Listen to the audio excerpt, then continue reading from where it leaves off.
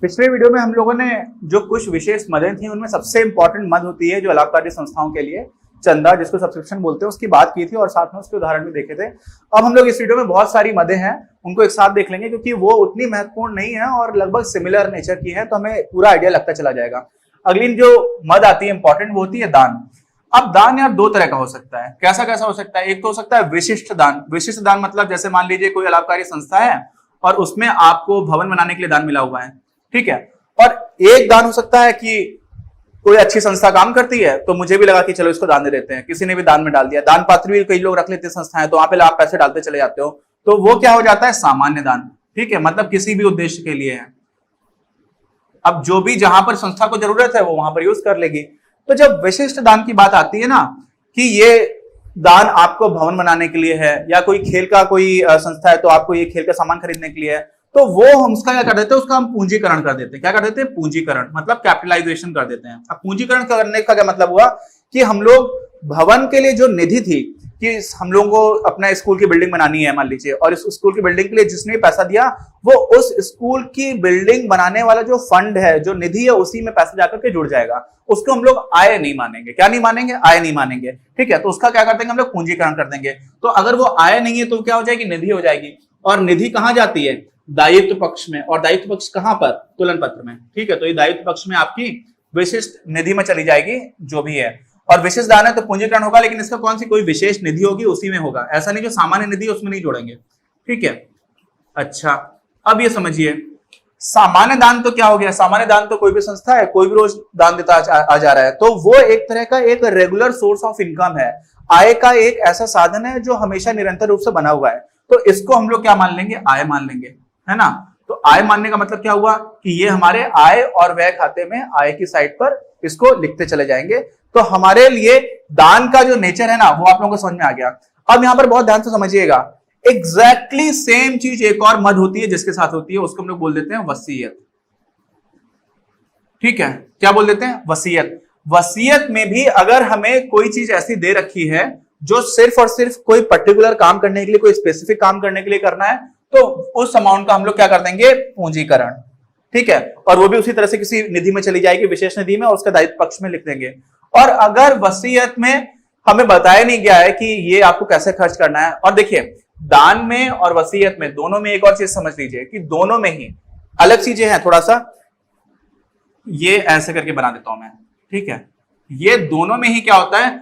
आपको रोकड़ मिल सकता है, यानी कि सीधे कैश भी कोई दे सकता है, और साथ में कोई प्रॉपर्टी भी दे सकता है, कोई संपत्ति है वो भी दे सकता है, ठीक। जरूरी नहीं है कि इन दोनों ही चीजों में आपको पैसा कैश ही मिले, तो दोनों में ही दोनों चीजें हो सकती है। अब वो रोकड़ और प्रॉपर्टी को हमें पूंजीकृत करना या नहीं करना, ये इस बात पर निर्भर करता है कि विशेष उद्देश्य की पूर्ति के लिए किया गया या फिर एक जनरली दे दी गई। कोई, मुझे मान लीजिए किसी संस्था से बहुत ज्यादा लगाव है, कोई चैरिटेबल ट्रस्ट है, धर्मार्थ संस्थान है, तो मैंने उसमें अपने जीवन की जो भी प्रॉपर्टी थी उसको सीधा सीधा दान कर दी।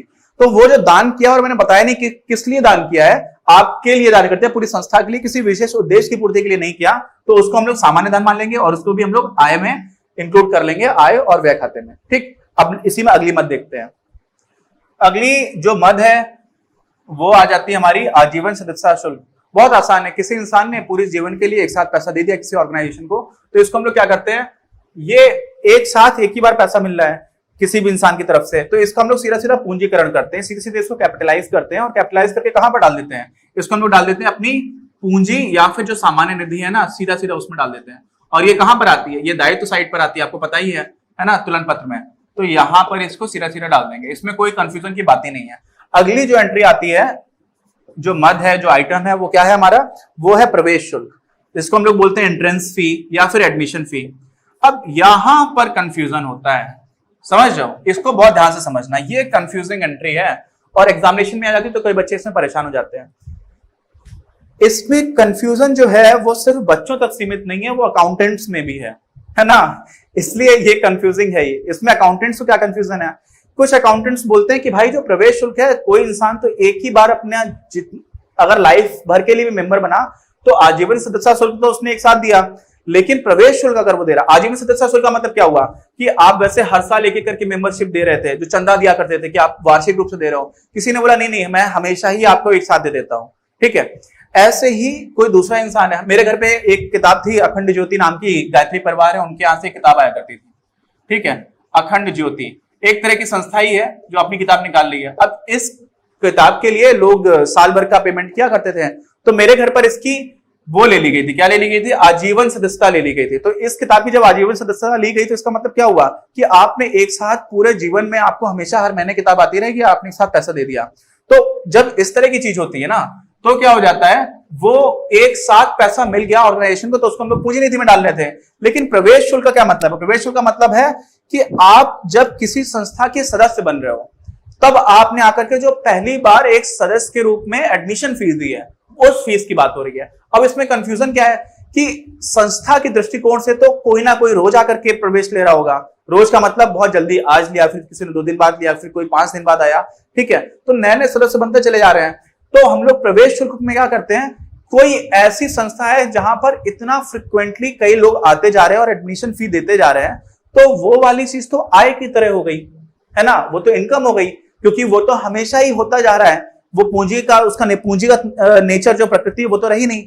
लेकिन कुछ ऐसी संस्थाएं होती हैं, जैसे मान लीजिए कोई क्लब है, आजकल बहुत सारे क्लब चलते हैं, बहुत सारे पैसे वाले लोग हैं, उनका पूरा परिवार क्लब में मेंबरशिप ले लेता है। तो इस तरह के जो क्लब्स होते हैं उसमें बहुत ज्यादा मेंबर्स नहीं होते हैं, उसमें हो सकता है 100 लोग ही मेंबर हैं या 110 लोग ही मेंबर हैं, तो साल 2 साल में कभी कभी कोई नया मेंबर जुड़ता है ना। तो वहां पर जब प्रवेश शुल्क की बात आ रही होगी तो समझिए वो तो बहुत ही कम हो रहा है, तो वहां पर हम इसको क्या बोल देंगे, इसको हम लोग वहां पर पूंजीकृत मान लेते हैं। अच्छा, तो अब आप ये सोचिए कि बच्चों को क्या पता है, अगर हमें सीधे सीधे एग्जामिनेशन में तो दिया हुआ नहीं है कि ये पूंजीगत है, ये आएगा तो क्या करेंगे बताइए। तो सबसे पहले तो आप ये समझिए, अभी हमारी किताब में ही चौथा जो उदाहरण था एग्जांपल नंबर 4, तो 4th इलस्ट्रेशन में चौथे उदाहरण में इन्होंने जो भी प्रवेश शुल्क लिखा हुआ था उसके बारे में हमें कोई जानकारी नहीं दे रखी थी, तो हमने उसको अपनी आय मान लिया था। क्या मान लिया था, आय मान लिया था। अच्छा, अपनी ही किताब में कुछ उदाहरण हैं जहां पर कोई जानकारी नहीं दे रखी है, उसमें हम लोगों ने इसको पूंजी निधि में सीधा डाल दिया, तो हमने इसको दायित्व मान लिया। तो ये कंफ्यूजन है, ठीक। अब आप बताइए, आपके पास एग्जामिनेशन में आ जाएगा तो आप क्या करोगे, आप इसको आय मानोगे या फिर दायित्व मानोगे।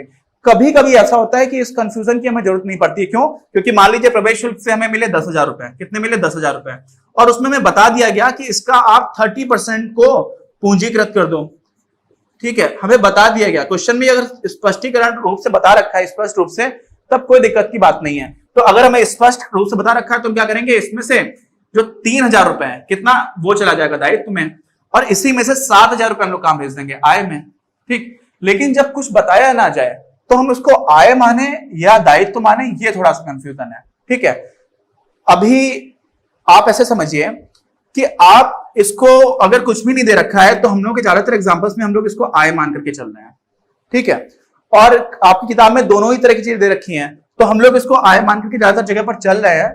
लेकिन एग्जामिनेशन में अगर इस तरह की चीज आ जाती है तो आप क्या करोगे, आपने आय अगर मान लिया है तो आप अंत में नोट लिख दोगे। क्या लिख दोगे, नोट लिखोगे ये कि हम लोगों ने जो हमारा प्रवेश शुल्क है उसको आय मान करके हल किया है। क्या करोगे कि हमने इसको आय मान करके हल किया है। फिर एग्जामिनेशन जो एग्जामिनर उसको समझ में आ जाएगा कि अच्छा इन्होंने आय माना हुआ है। क्यों, क्योंकि इसमें कंफ्यूजन है, ये सब्जेक्ट में ही कंफ्यूजन है, समझ जाओ ना। इसमें हमको एक स्टैंडर्ड प्रैक्टिस बना देते हैं, हमने बनाया नहीं है, तो अभी इसका कंफ्यूजन चल ही रहा है। तो जब चल रहा है तो हमने क्या मान करके हल किया है, और अगर आपने इसको दायित्व मान करके हल किया है तो भी आप नोट लगा दीजिए कि मैंने इसको दायित्व मान के हल किया हुआ है। और कभी कभी क्या होता है ना, कुछ बच्चे बहुत ही स्मार्ट भी होते हैं और कुछ बच्चों को नंबर बिल्कुल ना छोड़ने की जिद होती है कि हमें नंबर तो छोड़ने ही नहीं है, तो वो क्या करते हैं, वो बाकी सारे क्वेश्चन तो जल्दी कर लेते हैं, बोर्ड एग्जामिनेशन में वैसे ही बहुत टाइम होता है, तो वो क्या करते हैं, एक बार आय मान करके हल कर देते हैं और एक बार दायित्व मान के हल कर देते हैं, और दोनों ही हल लिख देते हैं, ठीक है। तो अगर एग्जामिनेशन में आपको टाइम मिल रहा है ना तो आप वो भी कर दीजिएगा, ठीक। तो ये हमारी आगे निधि हो गई। इसी में एक और निधि की बात करते हैं जो हमारी आगे की है, और वो है हमारी पुरानी संपत्तियों का विक्रय। ये भी थोड़ी सी इंटरेस्टिंग है, इसको भी थोड़ा ठीक से समझिएगा। देखिए, पुरानी संपत्तियों का विक्रय है, इसको बहुत आसान है, एक दो चीजें इसमें थोड़ी इंटरेस्टिंग, उसको समझिएगा ध्यान से।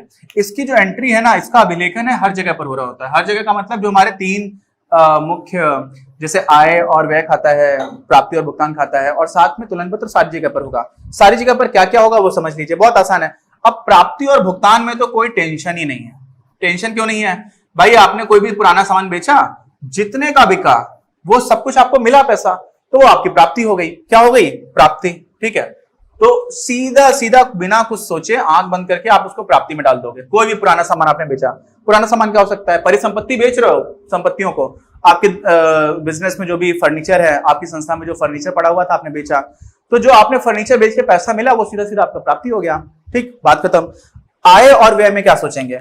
अब सोचो यार कि आय और व्यय आपका काम तो है नहीं ये बिजनेस करना यहां पर, ठीक है, लेकिन जो भी आपने बेचा वो आपकी आय हो गई क्या? वो आय नहीं हुई। तो क्या हुआ? आय फिर क्या हुई? मान लीजिए 10,000 रुपए का हम लोगों ने फर्नीचर खरीदा था आज से 3 साल पहले, और आज मैं उसको बेच रहा हूं, और मान लीजिए मैंने आज बेचा, सोचा पुराना फर्नीचर हो गया तो 6,000 रुपए का बेच दे रहे हैं। ठीक, अब मुझे नया फर्नीचर लेना है, तो 4,000 रुपए का हमें क्या हो गया? हानि हो गई। हमारा जो 10,000 रुपए था ना, ये हमारी बुक वैल्यू है। बुक वैल्यू क्यों है? क्योंकि हमारी बुक्स में हमारी जो पुस्तकें हैं, जो हमारी बही है, उसमें ये कितना लिखा हुआ है? वो लिखा हुआ है 10,000 रुपए। तो ये हो गया हमारा पुस्तक मूल्य। अब पुस्तक मूल्य से जितने कम पर आप बेच रहे हो, ये 4,000, तो वो क्या हो जाएगा? हमारा व्यय हो जाएगा। ठीक, समझ में आई बात? आप समझ रहे हो हुआ क्या? कि जो भी आपका पुस्तक मूल्य था उससे आपने कम पर बेचा तो व्यय हो जाएगा। लेकिन मान लीजिए कि आपने कोई आपका कोई एक संस्था है जिसमें आपने कोई कार खरीदी हुई है। क्या खरीदी हुई है? कार। और आज से मान लीजिए 50 साल पहले कार खरीदी थी, बहुत पुरानी संस्था हो गई। 50 साल पहले आपने कोई कार खरीदी थी, वो आपको मिली थी 7,000 रुपए की। ठीक है, अब आप सोचोगे 7,000 रुपए की कार कैसे मिल गई? क्योंकि आज से 50 साल पहले कार तो इतनी, जो रुपए की वैल्यू थी बहुत ज्यादा थी। रुपए, आप कम रुपए में बहुत सारा सामान खरीद सकते थे, तो उस समय आपने कोई 7,000 रुपए की कार खरीद ली। ठीक, अब क्या हुआ? आज जब वो आप चीज बेच रहे हो तो उसमें 2-3 चीजें आ जाती हैं। देखिए, अकाउंटेंसी में हम लोगों ने लेखांकन में एक कमी देखी थी कि ये जो रुपए है ना, उसमें जो इन्फ्लेशन है, वो मुद्रास्फीति उसको इग्नोर कर देता है, और जैसे जैसे समय काल बड़ा होता जाता है उसका बहुत ही बड़ा इंपैक्ट दिखता है। तो जो 7,000 रुपए की आपने कार खरीदी थी, आज वो जो कार है उस पर कोई महान इंसान बैठ के चलता था, या फिर उसी संस्था से बहुत ज्यादा लगाव करने वाला कोई इंसान, उसको लगता है यार ये कार तो मुझे मेरे पास होनी चाहिए, तो उसने 7,000 रुपए की जो कार है वो उस रईस आदमी ने 70 लाख रुपए में खरीद ली। कितने में खरीद ली? 70 लाख रुपए में। तो यहां पर तो भाई साहब जो बुक वैल्यू थी वो तो 7,000 रुपए की है, लेकिन बुक वैल्यू जो आपने जब बेच रहे हो तो उससे बहुत ज्यादा प्रॉफिट में बेचा, और बहुत ज्यादा की जरूरत नहीं है, बुक वैल्यू से आप ज्यादा पर भी कुछ चीजें बेच सकते हो। मैं ये बताना चाह रहा था, और साथ में ये भी बताना चाह रहा था कि लेखांकन में जो मुद्रास्फीति वाली बात है ना, जितना जितना समय काल बड़ा होता जाएगा वैसे वैसे वो एंट्रीज की वैल्यू, जो ट्रू पिक्चर है, जो वास्तविक स्थिति है, उसको उतने अच्छे से रिप्रेजेंट नहीं कर पाएगा, प्रदर्शित नहीं कर पाएगा। तो इस केस में क्या हो रहा है? इस केस में बुक वैल्यू से जितने आप ज्यादा पर बेच रहे हो उतना ही आपको क्या हो जाएगा? फायदा हो जाएगा। तो अगर ये 7,000 का है और ये 70 लाख में आपने खरीदा है किसी और ने, तो ये क्या हो जाएगा? 69 लाख, और उसके बाद से 93,000, इतने का आपको क्या हो जाएगा? प्रॉफिट हो जाएगा। क्या हो जाएगा? आय हो जाएगी। सॉरी, प्रॉफिट तो नहीं होगा क्योंकि लाभकारी संस्था है, लाभकारी संस्था है, तो आय हो जाएगी। तो आप अगर पुस्तक मूल्य से ज्यादा पर बेच रहे हो तो उसको आप आय मान लोगे, पुस्तक मूल्य से कम पर बेच रहे हो तो व्यय मान लोगे। ठीक है, तो आप तो कहोगे कि आपने तो बोला हुआ था कि 3 जगह पर एंट्री होगी, तो तीसरी जगह पर क्या एंट्री होगी? तीसरी जगह पर आपका जो तुलन पत्र है, तुलन पत्र में क्या हो जाएगा? जो भी आपकी परिसंपत्तियां थी, क्या थी? परिसंपत्तियां। तो जितने का आपने सामान बेचा है अपनी बुक वैल्यू के हिसाब से, तो उतना ही आप उसमें से कम कर दोगे। यहां पर हमेशा कम हो रहा होगा, जब भी आप पुराना सामान बेच रहे हो तो कम ही होगा। तो पहले वाले केस में 10,000 रुपए का आपने फर्नीचर जो खरीदा था उसको 6,000 में बेच दिया, तो यहां पर 10,000 रुपए कम हो जाएगा। क्यों? क्योंकि जो बुक वैल्यू है वो कम हो जाएगी। अच्छा, तो कार वाले उदाहरण में क्या होगा? कार वाले उदाहरण में सिर्फ 7,000 रुपए कम होगा। क्यों? क्योंकि बुक वैल्यू तो उस कार की 7,000 रुपए है। ठीक है, तो ये चीज समझ में आ गई। अच्छा, अब आगे बढ़ते हैं। देखिए, पक्षिकों का विक्रय, पक्षिक क्या होते हैं? पक्षिक मतलब पीरियोडिकल्स, मतलब न्यूज़पेपर आप खरीद रहे हो, मैगजीन्स खरीद रहे हो, तो वो तो आप खरीद रहे हो, तो विक्रय क्या कर रहे हो? विक्रय आप रद्दी बेचते हो यार, है ना। आपकी संस्था में बहुत सारी चीजें आ रही हैं तो आप उसकी रद्दी होती जाती है, बेचते चले जाते हो। तो जब जब होती जाएगी, होली पे सफाई होगी, दिवाली पे सफाई होगी, ईद पे सफाई होगी, है ना, जो भी है जिस तरह की संस्था है, तो वहां पर क्या हो जाएगा? ये आपका हमेशा होता रहेगा, निरंतर रूप से होता रहेगा। तो ये आयगत नेचर हो गया, तो इससे जो आपको पैसा मिलेगा वो क्या हो जाएगी? आय हो जाएगी। सिंपल। आगे बात समझ में। अगली बात, खेल के पुराने सामान का विक्रय। मैं जब स्कूल में था ना, तो हम लोग छोटे पर बहुत सारे खेलने को लेकर के बहुत उत्साह रहता, तो मुझे खेलना बहुत पसंद रहा है हमेशा से। तो खेलने का कई सामान ऐसा होता था जो काफी महंगा मिलता था, उतना उस टाइम पर इतने पैसे तो मिलते नहीं थे। लेकिन मेरा एक दोस्त था जो हमेशा नई चीजें तो नहीं, लेकिन खेलने की बहुत महंगी चीजें लेकर के आता था। तो हम लोग को समझ में नहीं आता था यार ये इतना पैसे कहां से लेकर के आ रहा है। तो बात ये थी कि उसके बड़े भाई एक ऐसी संस्था को जानते थे जो एक क्लब था खेलकूद का ही, उसी में जानते थे, मेंबर भी थे उसके। तो वहां से जो भी खेलकूद का पुराना सामान होता था वो ये लोग खरीद लेते थे। तो खेलकूद का पुराना सामान बहुत सस्ता मिल जाता है। लेदर की आप बॉल खरीदेंगे आजकल कुछ 300 रुपए की मिलती है, ठीक। तो वो आपको पुरानी खेल हो जाएगी, एक मैच उन्होंने खेला उसके बाद से वो आपको मतलब 50 रुपए में तो बड़े आराम से मिल जाएगी, ठीक। और वो 50 रुपए की लेदर की गेंद जो बच्चे हैं वो तो बहुत दिन तक खेल सकते हैं। तो इस तरह का सामान उनको बड़ी आसानी से मिल जाता था।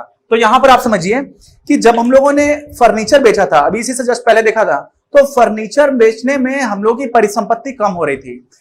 खेलकूद के सामान का डिप्रिसिएशन का हमें रेट दे रखा होता है नॉर्मली कि इसमें 50% का ह्रास हो जाएगा, बहुत ज्यादा रहता है क्योंकि खेलकूद का सामान बहुत जल्दी पुराना पड़ने लग जाता है। तो जो खेलकूद से संबंधित संस्था है ना, उसमें ये गतिविधि जो है कि पुराना खेलकूद का सामान बेचो, ये बहुत जल्दी जल्दी हो रहा होता है, और इसलिए इससे भी जो पैसा आएगा वो आय में चला जाएगा सीधा सीधा, ठीक है। और बाकी हम डिप्रिसिएशन से क्या हो रहा होगा, डिप्रिसिएशन से जो हमारी खेलकूद का सामान है उसकी वैल्यू कम हो जा रही होगी, ह्रास हो रहा होगा, जो मूल्य ह्रास है ना वो हो रहा होगा। और मूल्य ह्रास की वजह से मान लीजिए 1 लाख रुपए का सामान था और हम बोल रहे हैं कि 1 साल के बाद 50% का डिप्रिसिएशन हो जाएगा, तो 50,000 का ही सामान बचेगा। तो जो 50,000 का नुकसान हुआ है वो नुकसान नहीं हुआ, उसकी वैल्यू कम हो गई। अब वो तो हमने एक तरफ देख लिया, लेकिन उस 50,000 रुपए का जो सामान पुराना पड़ गया तो उसको हमने बेच करके जो पैसा लाएंगे वो हमारी सीधी सीधी आय हो जाएगी, ठीक है। इस तरह का एक उदाहरण में हमारी किताब में दे रखा है, वो भी आप देखिएगा। फिर आगे बढ़ते हैं। सम्मानार्थ पारिश्रमिक दिया जा रहा है, इसको हम लोग बोलते हैं ऑनरेरियम। क्या बोलते हैं? ऑनरेरियम। ऑनरेरियम क्या होता है कि जैसे मान लीजिए कोई संस्था है और उसको अपने संस्थाओं को किसी बारे में एजुकेट करना है कि चलिए, या फिर किसी सारे लोगों को इंस्पायर करना है, तो एक बड़े इंसान को या कोई जाने माने इंसान को या किसी टीचर को, किसी को भी बुलाया कि आप आकर के, या फिर मनोरंजन के लिए बुला लिया किसी जादूगर को, आ जाइए आप शो दिखाइए। तो जब कोई एक ऐसा इंसान आता है जो संस्था से सीधे तौर पर जुड़ा हुआ नहीं है, तो उसको कुछ पारिश्रमिक दिया जाता है। पारिश्रमिक मतलब उसको कुछ पैसे दिए जाते हैं, और वो एक तरह का सम्मानार्थ मतलब बोला था। ऑनरेरियम का मतलब वही है कि जो इस तरह का इंसान आ रहा है जो मुख्य रूप से सीधे तौर पर संस्था से जुड़ा हुआ नहीं है, लेकिन संस्था को कुछ सेवाएं दे रहा है, कोई वस्तु दे रहा है, तो उसको जब भुगतान करते हैं, वस्तु तो नॉर्मली नहीं देता, ऑनरेरियम में सेवा को दे रहा होता है, तो उसको हम लोग क्या बोल देते हैं, वो हमारा सीधा सीधा क्या हो जाता है, व्यय हो जाता है, ठीक है। एक एक्सपेंस हो गया। तो आय और व्यय खाते में ये दोनों आय हो गए, ये हमारा व्यय हो गया, ठीक। अब वो व्यय जो है वो बाकी और जगह पर एंट्री कहां पर हो रही होगी, तो वो तो फिर हम लोग जब अपना अकाउंट्स बनाएंगे, सारे फाइनेंशियल स्टेटमेंट्स बनाएंगे तो उसमें दिख जाएगा। लेकिन आप समझिए ये हमारा व्यय, ये आय है और ये आय है, ठीक है।